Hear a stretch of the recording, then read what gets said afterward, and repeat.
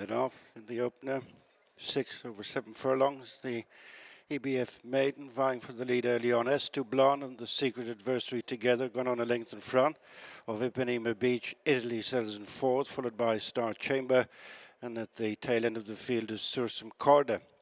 Inside the 6 furlong point, and it's S2 Blonde and Declan McDonough with one out from the rail. Thesecretadversary and Seamie Heffernan being followed by Ipanema Beach and Gavin Ryan just third from Italy, and Wayne Lordan in fourth with 3 lengths to Star Chamber and Colin Keane. And last of all is Sursum Corda and Chris Hayes. Coming on towards the 4 furlong point, they're almost at the halfway stage and taking over the lead. Thesecretadversary and goes on by a length. To S2 Blonde, coupled clear to Ipanema Beach, sharing third with Italy in the purple and white, as Sursum Corda joins Star Chamber at the back of the field. 3 to run. Thesecretadversary turns back for home, followed by S2 Blonde, Ipanema Beach, Italy. Sursum Corda on the outside of Star Chamber as they swing in for the final quarter. Thesecretadversary moves on by 2 lengths to S2 Blonde, followed by Ipanema Beach. Pushed along to try and close is Italy, and then Star Chamber and Sursum Corda.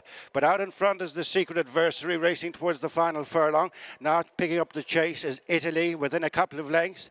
As they race inside the final 150 yards, it's Thesecretadversary with coming on the outside, the favourite Italy, and his timing its run to perfection. Italy wins in debut from Thesecretadversary, close for the third. Involved there at Ipanema Beach and S2 Blonde. Joined by Aidan O'Brien after Italy made a winning debut in our opening juvenile maiden here at Leopardstown. Firstly, congratulations, Aidan. Looks a smart colt. Did you think at one stage he was going to struggle to peg back the leader? He was green, Gary. We knew that he was going to be very green, and usually when they go good gallop like that, it's good, but they learn. And if they're green, they will be greener. So Wayne gave him a beautiful ride. He gave him every chance. He taught him round the inside, and it was good that it was a good strong gallop on. He had to get down and stretch, but no, very happy. Couldn't be happier, really. Seemed to be plenty of confidence behind him beforehand. How did he kind of thrust himself to the fore and what you've seen at home? Yeah, well, he had never been away or anything. Obviously, he was first time he was in the box to come to the race, and it was today. But he'd shown quality at home, you know. So you know, those horses, when they have quality, they'll show it usually fairly quick. So and he was showing that. What sort of plans might you have for this guy now, and what sort of route would he take? Yeah, I'd imagine it'd be the Tyros, come back, and then obviously he'd have the superlative, the race in Newmarket. He'd have the Futurity. You know, he's that type of horse, I'd say. Like he would have learned plenty today, which was great. So I'd imagine that's, but he has probably plenty of quality, I would say. All good with the Lion of Winter after his run yesterday? Yes, very good. I was speaking to Ryan on the way up, and he was saying like 2 weeks ago he didn't think he'd make it for a run, but we knew if he was going to go to the Derby, he had to run, regardless the result.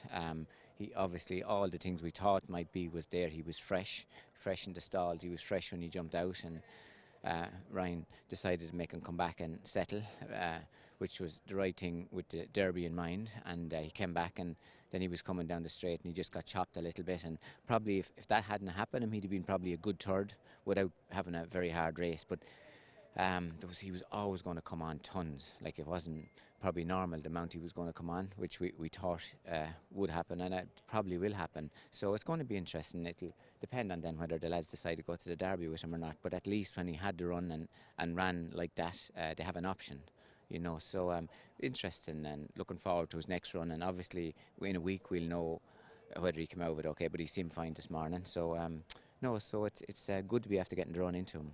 Just from your own perspective, Aidan, if he does give you the right signs at home when you do put him back into full work, would you be keen yourself to go to Epsom? Oh, absolutely. Obviously there's only one Epsom Derby, and but obviously that will be the lad's decision. Obviously Dale O'Cry has done everything right in his 2 runs, and you'd imagine that his ticket looks very strong at the moment. But like I said, the lads will decide.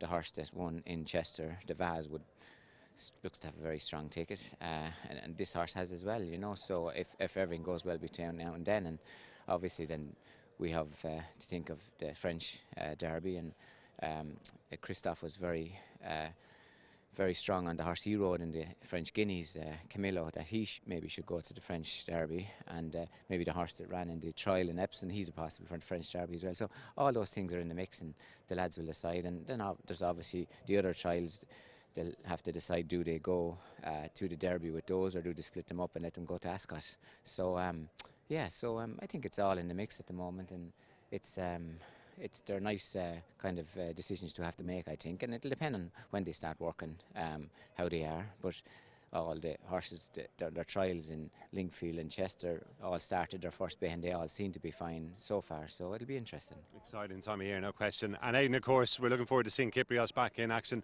later on. Is he more or less where he was this time last year? Yeah, we think he is. Like, obviously, he'll just want to have a nice stretch out from Seth today, and because his next run, if everything goes well and he is well, should be hopefully the Ascot Gold Cup. So he's very relaxed in himself, and that's the way he is, and he seems to be in good form. And and this is the path we've kind of always went with, those Gold Cup type of horses. And Wayne said it's beautiful ground, it's lovely track, and so hopefully, but happy. Everyone seems happy so far with him. Good to hear.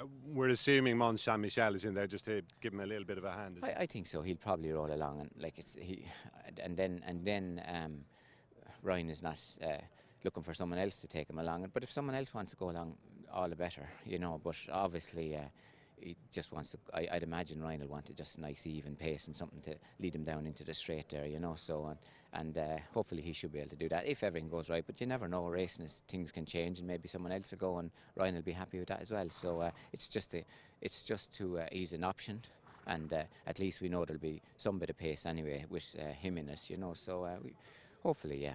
Always a good day when we get to see Kiprios. Aidan, as ever, thanks for your time. Well done again. Pleasure, Gary. Thank you. Thank you. Watch live racing now on racingtv.com.